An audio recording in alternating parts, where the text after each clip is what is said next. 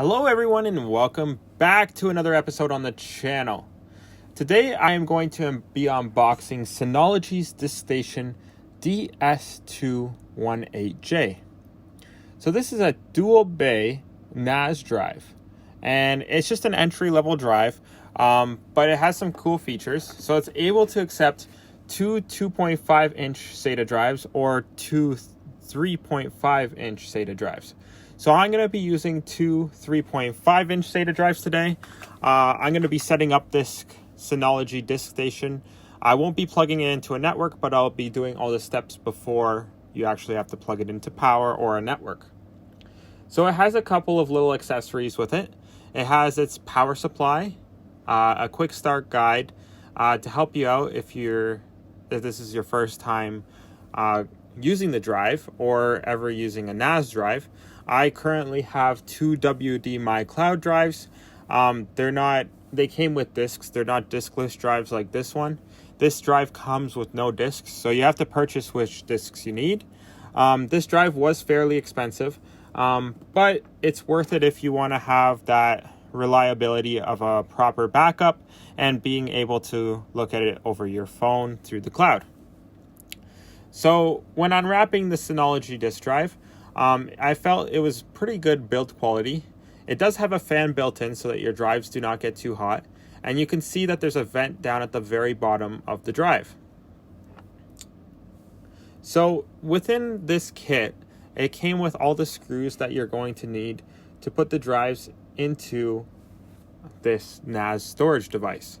So what's pretty cool about Synology's drives is they actually have a CPU in them, and this Synology drive has a dual core CPU.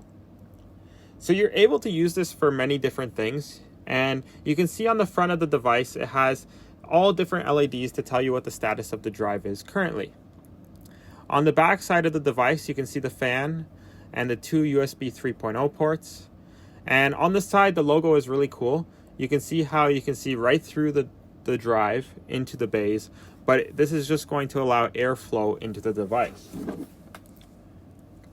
So the quick installation guide was actually pretty helpful, even for someone who's a little bit more experienced with technology like I am.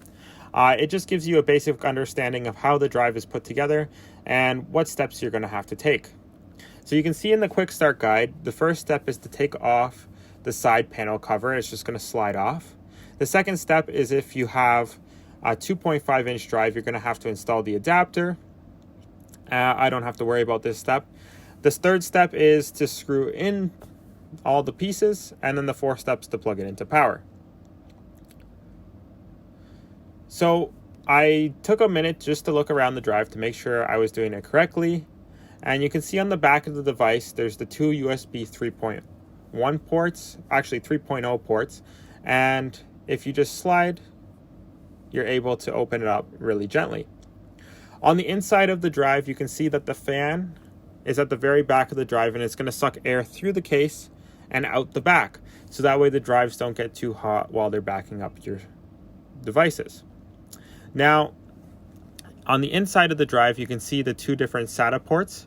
And what I liked really a lot about this setup is you don't have to install any extra attachments to put the drives into the bays. What's nice about this is that the drives are going to sit on those two little ledges, and they're going to be screwed into the side of the case. The inside of the case is made of metal, which makes it feel very sturdy, and I know it's going to hold the drives really well.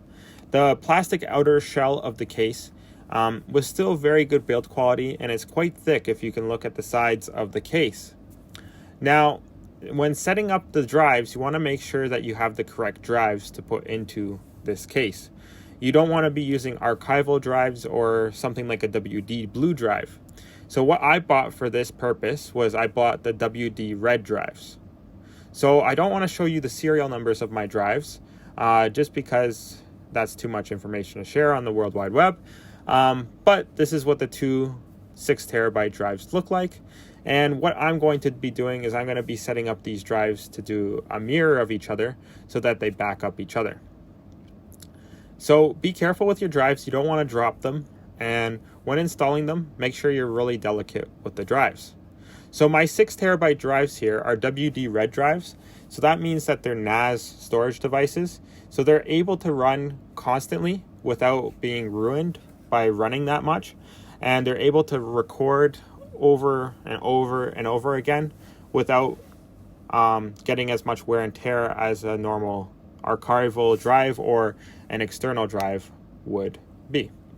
So you can see here, I just sped this part up. I'm going to be installing the screws in the sides of the drive. So it uses the first 2 screws in the first section of the drive. It doesn't use the very last screw. So when installing the drive, just make sure you line it up correctly before you push it into the SATA port. And then it's going to take a little bit of strength to put it into the SATA port. So in this next shot, you can see that I'm putting the screws into the side of the drives. So just be careful when you're installing these screws, because I noticed that with this first screwdriver that I was using, I wasn't getting them tight enough, or as tight as I would like them to be, just because this drive will be moved around once in a while, and I don't want these drives to be wiggling around. Because if you think about it, these drives are actually going to be on their side. They're not going to be laying flat when they're in the case, because the case will be in a different orientation. These drives will be used consistently for many different PCs, so they're always going to be in use. So something you might want to do in the future with having these drives is just make sure that not too much dust builds up in the case. I noticed there's not too much dust filtration built in, but to just open it up just like how it is right now, and maybe get like compressed air and just spray it off once in a while. So once you have all of the screws installed, just make sure they're snug. So that's what I'm doing right here with this extra screwdriver. You can see that one screw at the very bottom, it didn't go in fully, but then I put it in fully with this other screwdriver. Some of the tips on these screws are a little bit different than regular PC screws. So on the back of the drive, I installed the 2 screws off camera, and that's what's going to hold the case together so that it doesn't come apart. So you can see it actually looks pretty nice. It's got a power button on the front of it, and it tells you if the discs are working with the status LEDs, and it tells you if it's connected to the network. So what's nice about this is they really thought about the airflow through the case. You can see on the bottom, it's a huge air vent, and I don't see that these drives are going to overheat anytime soon. So if you like this content, press the like button, subscribe, and let me know how I did in the comments below. Thanks for watching.